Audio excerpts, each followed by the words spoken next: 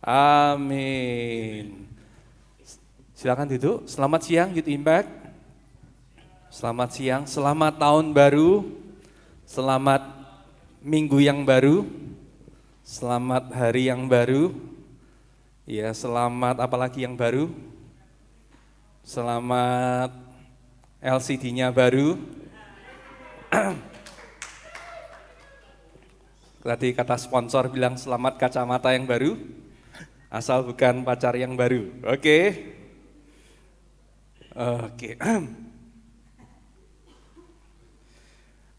Pada minggu ini kita akan belajar membuka firman Tuhan. Saya tertarik sekali kalau memulai sebuah tahun, kita mulai dari asal usul kita, yaitu bagaimana Tuhan menciptakan, dan itu merupakan prinsip yang kita harus pahami dan pegang. Ya, jadi kita belajar bahwa firman Tuhan itu begitu luar biasa. Amin. Mengubahkan hidup kita. By the way, firman Tuhan itu bukan sermon ya. Bukan sermon. Guys, bukan sermon. Apa bacanya?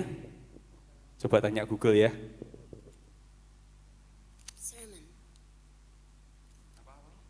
Sermon.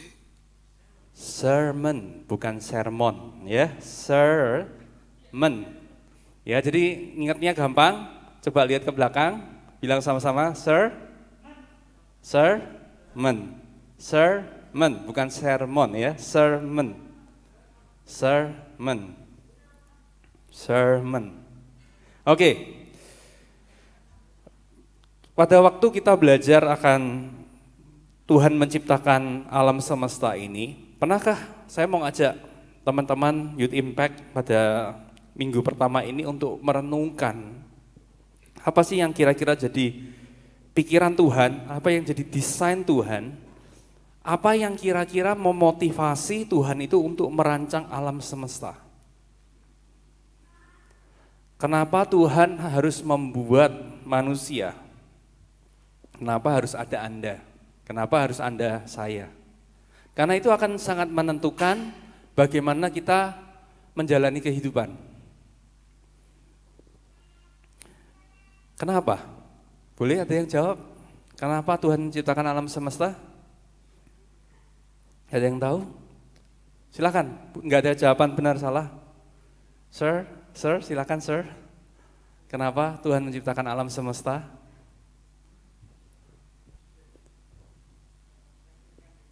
Ditakdirkan, iya ditakdirkan untuk apa? Iya.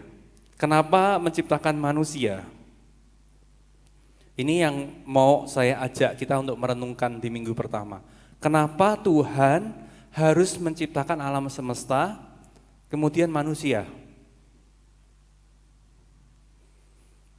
Pernah berpikir seperti itu? Kenapa ya? Tadi kita belajar ada hari 1, 2, 3, 4, 5, 6 Tuhan menciptakan, kemudian hari ke-7 dia beristirahat. Kenapa Tuhan menciptakan alam semesta dulu, baru menciptakan manusia? Nah, saya karena belum ketemu jawaban, saya panggil deh, minta dengan hormat maksud kita Kakak Valen dan Kakak Martinda bisa membantu kita. Enggak, mau dibawa nggak apa-apa?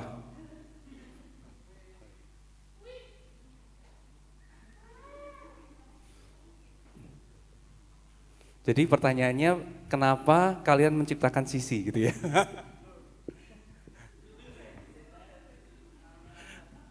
Tadi kan pertanyaannya kenapa Tuhan menciptakan alam semesta ya, betul ya? Kenapa Tuhan menciptakan alam semesta? Kenapa Tuhan menciptakan apa? Manusia, setuju?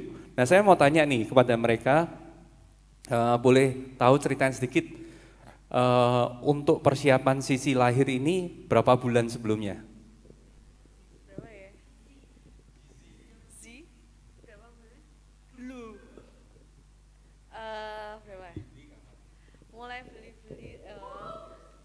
Jenis kelamin tuh di bulan keempat. Terus kemudian mulai nyicil beli-beli itu di bulan 7, 8, 9 sampai sekarang. Kayak gitu. Beri tepuk tangan dulu ya. Mau tanya, pernah nggak Sisi itu sampai harus minta sesuatu sama kalian. Mah, Pah, aku butuh gelas gitu. Iya pernah. Enggak pernah, enggak pernah. Pernah nggak Sisi itu bilang, Pah, aku butuh pakaian, tolong beliin ya. Enggak pernah. Pernah nggak Sisi itu tanya sama kalian, minta sama kalian, Pah, aku minta ranjang dong, tolong sediain yang bisa goyang-goyang gitu, yang ada suaranya gitu. Oh, enggak pernah sama sekali. Enggak pernah. Kenapa? Karena orang tuanya pasti menyediakan. Orang tuanya pasti menyediakan. Tahu nggak kenapa Tuhan menciptakan alam semesta? Jawabannya, karena Tuhan ingin menyediakan untuk kita, manusia. Thank you. Beri tepuk tangan. Jadi kenapa manusia diciptakan di hari ke-6 di tempat yang terakhir? Karena Tuhan ingin memastikan semuanya sudah baik dulu. Benar? Tuhan itu ingin memastikan bahwa Dia menciptakan kita dengan segala hal yang kita perlukan sudah ada semua. Kepenuhan dalam kehidupan kita Dia sudah sediakan. Efesus 1 ayat 4, mari kita buka sama-sama ayat ini. Efesus 1 ayat yang keempat. Dikatakan, sebab di dalam Dia Allah telah memilih kita sebelum dunia dijadikan, supaya kita kudus dan tak bercacat di hadapannya. Firman Tuhan dengan jelas katakan sebelum dunia dibikin, Dia sudah punya bayangan, punya angan-angan, supaya kita ini kudus dan tak bercacat. Kudus dan tak bercacat itu apa artinya? Artinya punya kehidupan yang begitu baik, begitu sempurna di hadapan Dia. Untuk apa? Pertanyaannya. Tadi kalau saya teman-teman simpulkan, kira-kira Kak Valen sama Kak Martinda adalah orang tua yang baik enggak? Baik dong. Sisi pernah minta enggak? Enggak pernah dan tak akan pernah minta. Kenapa? Oh belum ya. Kenapa? Karena sebelum apa yang diperlukan oleh Sisi, Kak Valen dan Kak Martinda sudah mempersiapkan semuanya.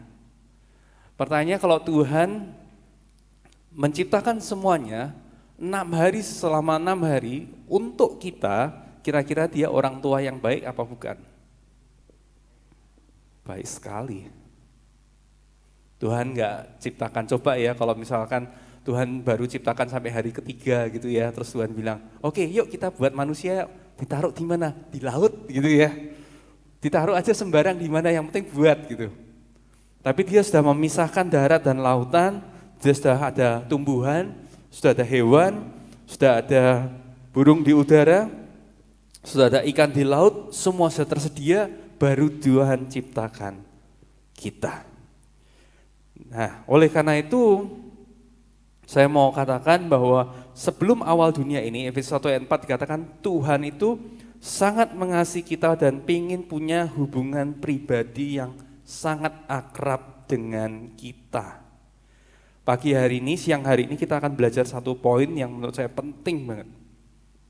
Yaitu keintiman kita dengan Tuhan itu adalah prioritas tertinggi dalam hidup kita. Prioritas hidup tertinggi, dan itulah yang menentukan dampak dari kehidupan kita. Yuk sama-sama bilang ya, keintiman kita dengan Tuhan itu adalah prioritas tertinggi yang paling penting dalam hidup, dan itu juga menentukan dampak dari kehidupan kita. Jadi Tuhan katakan bahwa Tuhan itu menciptakan alam semesta, kemudian Dia memastikan baik, baru Tuhan menciptakan kita. Nah sekarang kita lihat apa yang firman Tuhan katakan pada waktu Tuhan menciptakan manusia.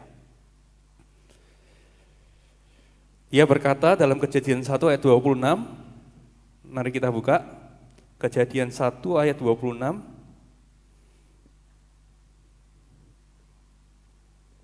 Berfirmanlah Allah, baiklah kita menjadikan manusia menurut gambar dan rupa kita,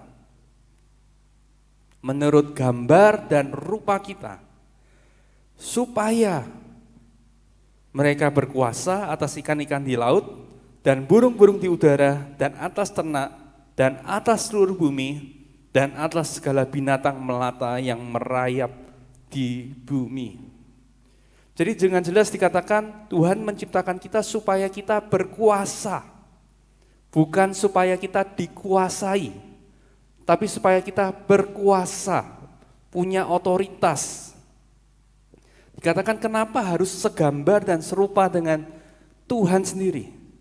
Karena Tuhan itu Tuhan yang memerintah. Dia ciptakan manusia harus segambar dan serupa supaya manusia juga punya kemampuan untuk memerintah, mengatur seperti siapa? Seperti yang menciptakan. Paham nggak? Jadi dengan sengaja Tuhan membuat kita supaya kita ini punya kapasitas, punya kemampuan, punya potensi untuk melakukan hal-hal yang besar dalam hidup kita. Coba bilang tangan kirinya, kamu itu diciptakan untuk sesuatu yang hebat. Kalau tidak ada sesuatu yang hebat, Tuhan tidak perlu ciptain kamu. Jadi Tuhan ciptakan kita itu untuk sesuatu yang luar biasa. Dan yang kedua yang lebih hebat adalah kata baik dalam perjanjian lama itu artinya satu, menarik, tepat. Baik itu maksudnya tepat ya. Kalau kita pakai baju, baik apa enggak? Tepat ya. Tahu ya maksudnya tepat ya. Tepat itu berarti pas gitu ya. Itu namanya baik. Menyenangkan untuk seluruh panca indera. Jadi dilihat enak, dicium enak, didengar enak, itu namanya baik. Ya, kalau ada kita mendengar suara dan suaranya tidak enak untuk didengar, itu namanya bukan baik. Ya, jadi baik itu contoh ya, kalau kita masuk ke sebuah hotel di dekat gereja gitu ya, begitu masuk langsung baunya tuh bau harum. Bau harum apa itu namanya? Hotel apa? Apa? Bau apa namanya? Lemongrass ya, bau lemongrass. Begitu masuk langsung, wah kayak ada aromaterapi gitu, menyenangkan banget, langsung bikin relax gitu. Itu namanya baik. Jadi secara penciuman juga enak gitu, itu namanya baik. Jadi apapun yang Tuhan ciptakan itu menarik, tepat, menyenangkan untuk seluruh panca indera, berguna, menguntungkan, dan untuk kesejahteraan dan kebahagiaan. Itulah yang disebut dengan baik oleh Tuhan. Yakobus 1 ayat 17, saya mau ajak kita untuk buka, siapa sih Tuhan itu dari apa yang Dia ciptakan. Yakobus 1 ayat 17. Kenapa Tuhan menciptakan alam semesta? Supaya kita tahu siapa Dia. Yakobus 1 ayat 17 katakan, setiap pemberian yang baik dan setiap anugerah yang sempurna datangnya dari atas, diturunkan dari Bapa segala terang. Padanya tidak ada perubahan atau bayangan karena pertukaran. Ini agak sulit, saya akan baca dalam firman Allah yang hidup. Dikatakan begini, segala sesuatu yang baik dan sempurna berasal dari Allah, pencipta segala terang. Jadi semua yang terang, semua yang baik itu dari Tuhan. Ia bersinar untuk selama-lamanya tanpa perubahan atau bayangan. Jadi dalam artian Tuhan itu tidak ada satupun niat jahat atau niat buruk tersembunyi. Tuhan ngasih ini. Jangan-jangan di dalam pikirannya dia punya niatan buruk. Tidak ada, dia bilang tanpa bayangan, tanpa perubahan. Itulah Tuhan yang kita kenal dan Dia nyatakan lewat ciptaannya dan Dia nyatakan lewat kita. Hal kedua, kenapa kita diciptakan segambar dan serupa? Kira-kira apa ya? Menurut teman-teman. Kalau kita sama gini, nyambung gitu ya. Segambar dan serupa itu mempengaruhi apa? Kira-kira apa? Sebuah kata, saya mulai dengan kata H, huruf H, berakhir dengan huruf N.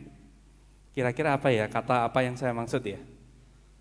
Ini penting, Tuhan harus membuat kita segambar dan serupa supaya ini terjadi.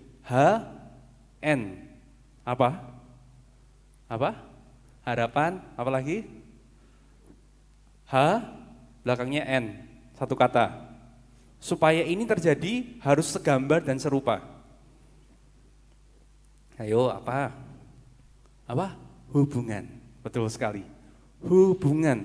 Gimana kita bisa berhubungan kalau kita nggak bisa nyambung, nggak sama, nggak sefrekuensi. Teman-teman kalau pergi sama seseorang, kira-kira cari yang sefrekuensi apa yang sama sekali nggak dongan gitu ya.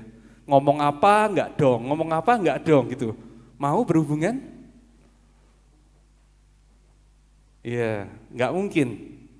Kita diciptakan segambar dan serupa itu supaya kita punya keintiman yang luar biasa sama Tuhan. Apa yang dalam desainnya Tuhan kita bisa ngerti karena kita ini segambar. Desainnya sama, gitu ya. Jadi bisa mengerti. Dan gambar dalam perjanjian lama juga berarti artinya rupa model, kemiripan atau bayangan. Artinya apa yang Anda miliki itu sama dengan Tuhan. Apa yang kita miliki itu sama dengan Tuhan. Oleh karena itu kita mampu untuk mengenal Dia lebih dalam. Manusia punya kemampuan untuk mengenal Tuhan lebih dalam. Makanya tema kita pada hari ini adalah walking with God. Kenapa kok binatang nggak bisa jalan sama Tuhan? Ya karena tidak segambar dan tidak serupa. Kenapa tumbuhan nggak bisa jalan sama Tuhan? Karena nggak segambar dan serupa. Kenapa manusia bisa jalan sama Tuhan? Ya karena memang diciptakan seperti itu. Untuk tujuan itu. Jadi kalau teman-teman di sini bertanya-tanya, Tuhan apa ya jadi kehendak-Mu dalam hidupku? Ada satu tujuan yang pasti yang kita belajar pada hari ini adalah untuk kita punya hubungan yang intim dengan Tuhan. Karena sekali lagi Tuhan menciptakan semua alam semesta untuk kita, sesuatu yang kita butuhkan, kemampuan, kecantikan, kecerdasan, uang, atau apapun yang menentukan hidup kita sampai kita dianggap sukses, itu Tuhan berikan dalam kehidupan kita dan itu berpusat pada hubungan kita sama Tuhan. Jadi saya berharap kita nangkep sampai sejauh ini. Kita diciptakan segambar dan serupa supaya punya hubungan, karena apa? Seberapa efektifnya kita dalam hidup, itu tergantung seberapa kita mau jalan sama Tuhan. Ya, sekali lagi kita punya potensi, sama-sama katakan potensi, kapasitas, kemampuan untuk jalan sama Tuhan. Pertanyaannya tinggal mau atau tidak. Beberapa hari yang lalu kita baca berita ada yang cukup menghebohkan di dunia politik. Presiden kita lagi makan berduaan sama siapa? Sama salah satu menterinya ya. Dan itu heboh banget, kenapa? Karena kalau kita jalan bareng atau makan bareng itu menunjukkan sebuah apa? Menunjukkan sebuah kedekatan, betul nggak? Sebuah hubungan. Kita nggak mungkin pergi berdua tanpa kita ini merasa dekat. Setuju nggak? Saya sekarang minta couple yang kedua, saya minta dengan hormat Saudara Golden dan Saudari Kesha. Berikan tepuk tangan buat mereka. Silakan maju.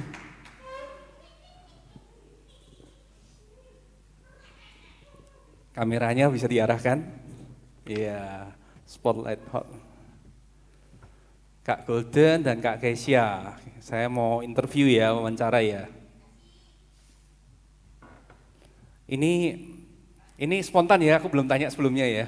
Ya, gampang kok jawabannya.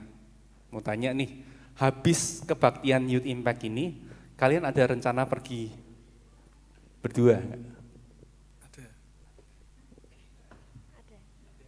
Pertanyaannya kenapa kok saya nggak diajak ya?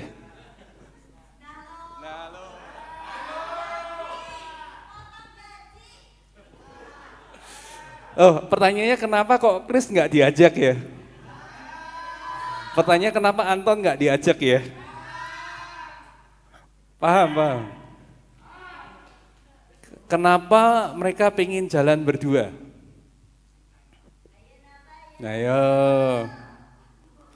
Bisakah kita simpulkan bahwa hubungan Golden dengan Kesha pasti lebih daripada hubungan Golden, minta maaf ya Chris ya, dengan Chris. Sorry. Benar nggak? Kita bisa menyimpulkan bahwa hubungan Golden pasti lebih dengan Kak Kesha pasti lebih daripada hubungan Golden dengan misalnya Kak David. Betul nggak? Setuju nggak? Kalian setuju nggak? Beneran setuju ya? Kenapa? Karena frekuensi jalan barengnya, betul nggak? Setuju? Jadi pada waktu kita jalan berdua, makan berdua, itu menunjukkan sebuah keintiman yang tidak dimiliki, yang kita tidak sharing dengan orang lain. Dan Tuhan sama, dia nggak jalan sama Rottweiler atau jalan sama Big Bull gitu ya. Dia jalan sama kita, memutuskan untuk jalan sama kita. Karena kita yang segambar dan serupa. Nah, misalkan nih saya sekarang panggil Kak Kris ya sebagai orang ketiga. Silakan Kak Kris. Ini mereka lagi jalan nih ya, umpama. Orang tiga ya. Terus Kak Kris datang dan bilang, "Den, nonton bola yuk." Biasanya suka apa? Main bola. Main bola gitu ya. Kris datang, Kris dari tengah, dari belakang maksudnya dari tengah ya. Yuk, pergi yuk gitu.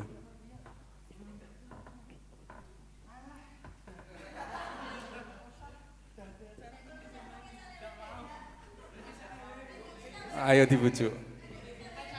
Oh, Kesha ini diajak.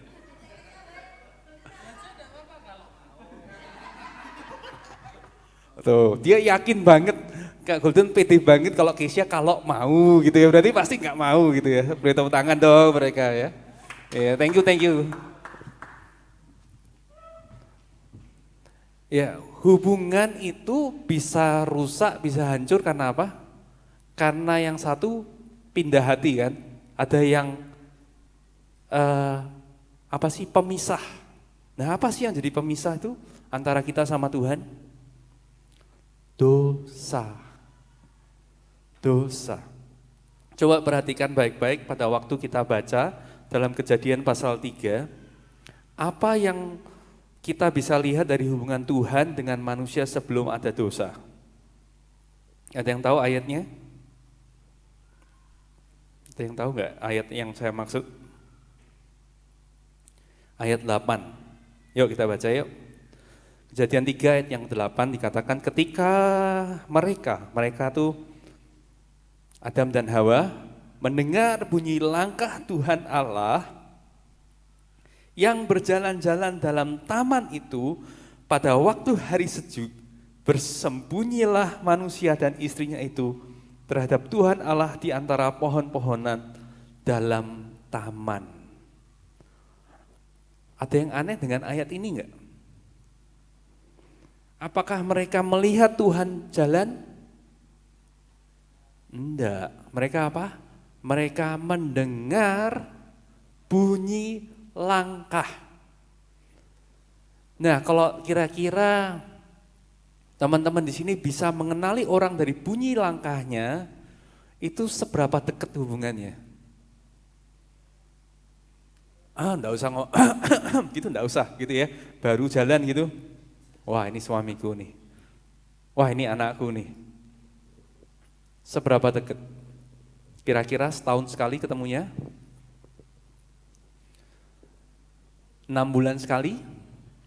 Sebulan sekali untuk bisa mengenali langkah? Tiap hari. Betul sekali. 1 tahun setengah tahun. Nanti tahu-tahu bunyinya beda ya.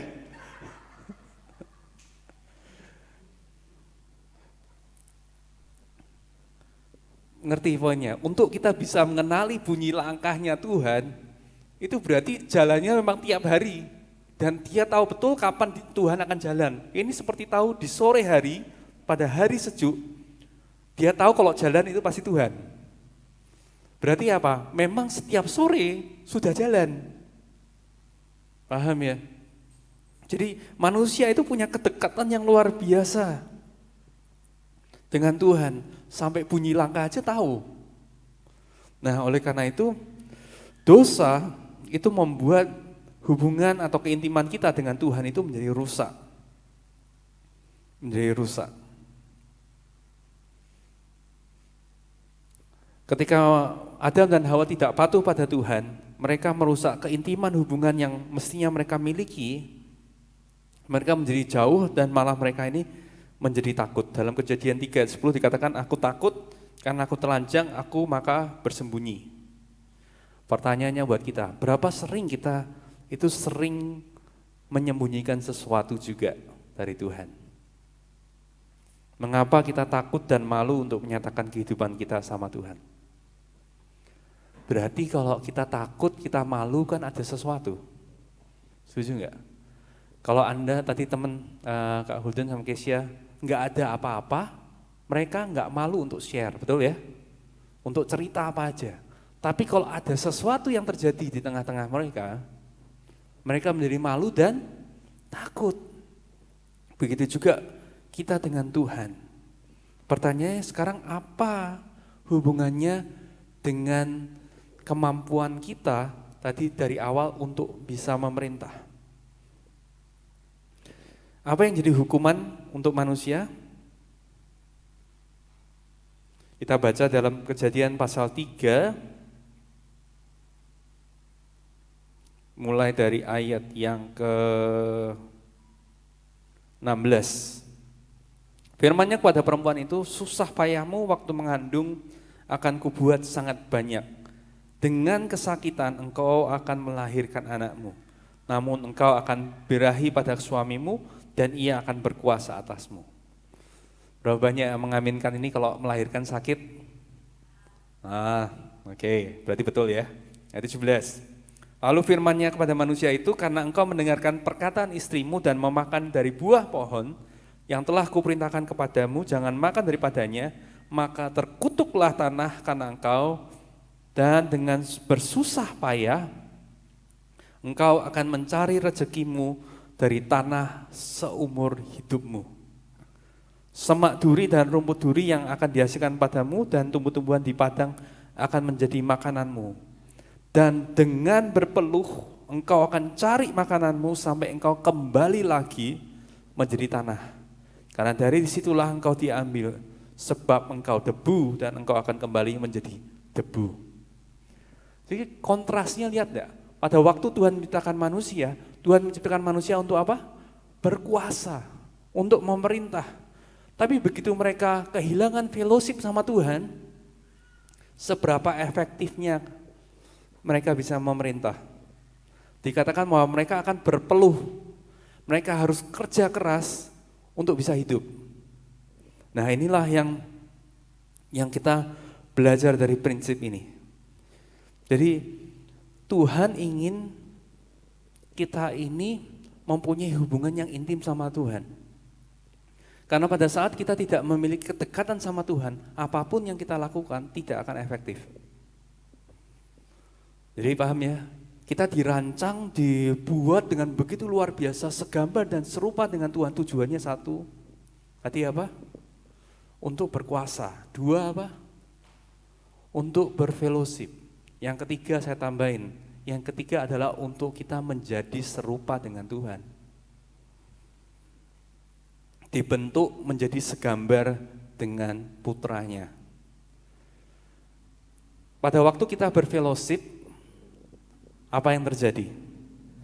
Tukar pikiran, tukar perasaan, makin lama kita makin saling mengerti atau saling tidak mengerti? Saling mengerti. Cara kerjanya makin ngerti apa semakin tidak ngerti? Semakin ngerti. Betul kan? Oleh karena itu, pada waktu kita ini berfellowship sama Tuhan, mestinya kapasitas kita, kemampuan kita itu makin mendekati Tuhan, bukan makin jauh dari Tuhan. Ya, kalau kita bilang saya dekat sama Tuhan, Saya intim sama Tuhan, tapi kerjaannya berantakan.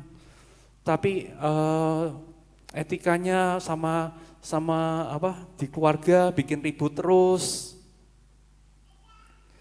Di tetangga bikin masalah. Percaya nggak kalau orang ini intim sama Tuhan?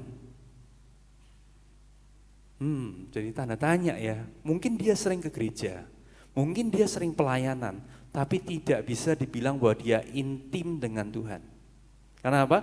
Keintiman dengan Tuhan pasti dampaknya adalah semakin efektif dia menjadi semakin serupa.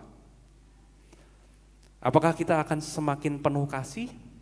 Apakah kita akan menjadi semakin penuh sabar, penuh pengharapan, penuh sukacita?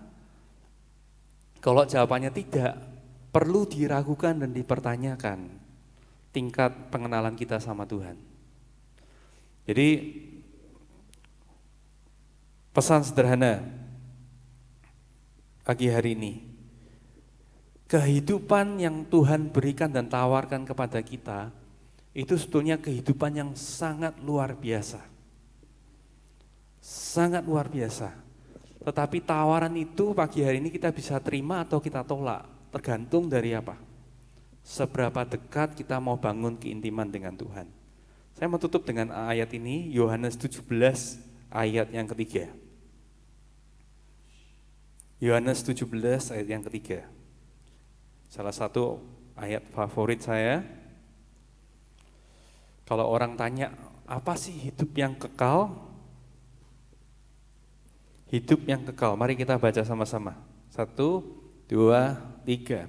Inilah hidup yang kekal itu, yaitu bahwa mereka mengenal Engkau, satu-satunya Allah yang benar, dan mengenal Yesus Kristus yang telah Engkau utus. Kata mengenal di sini, itu pendalamannya bukan sekedar tahu nama. Oh iya, aku tahu Ero, itu bukan kenal.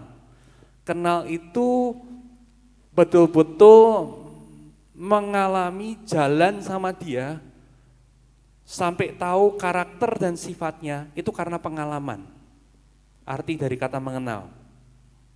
Jadi saya betul-betul punya jam-jam yang bisa dibuktikan bahwa saya itu benar-benar berjalan sama Tuhan. Jadi kehidupan yang kekal, seringkali orang bilang, oh itu nanti kalau di surga. Bukan, teman-teman. Kehidupan yang kekal itu bukan ditentukan lokasi. Kehidupan yang kekal itu bukan soal kapan. Oh kalau sudah meninggal itu namanya kekal. Bukan.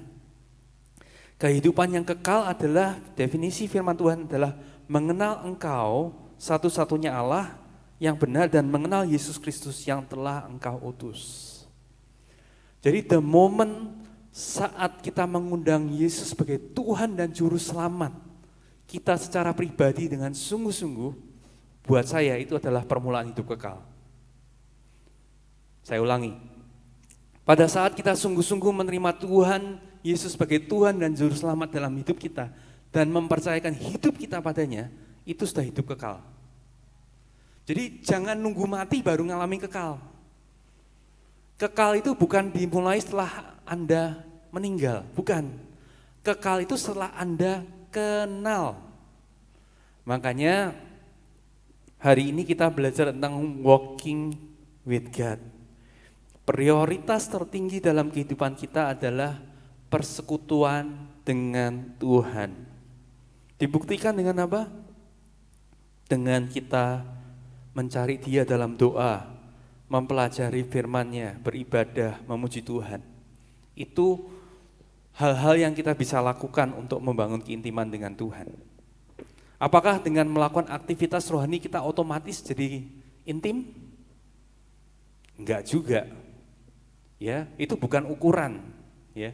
Tetapi keinginan kita untuk kenal dengan Tuhan, ingin dekat, rasa sayang itu, itulah yang menjadi pertanda kualitas hubungan kita sama Tuhan.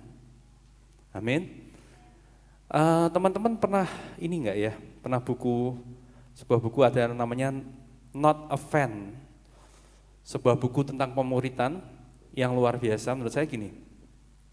Banyak orang kalau pengen jadi fan dari seseorang, itu mereka melakukan apa sih sebelum bisa ketemu sama orang yang dipuja-puja? Biasanya kita akan cari tahu tentang segala yang dia terjadi dalam hidupannya dia.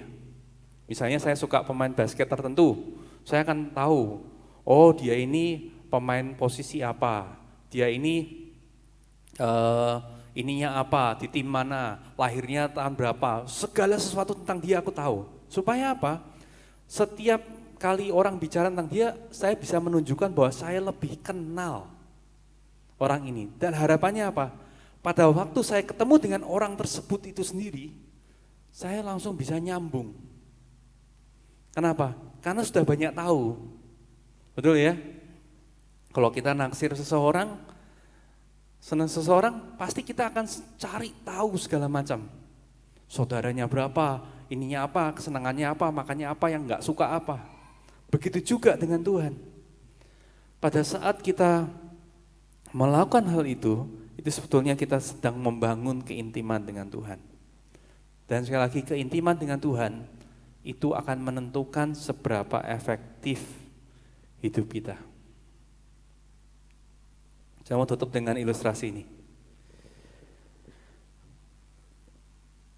Saya waktu kecil lahir di zaman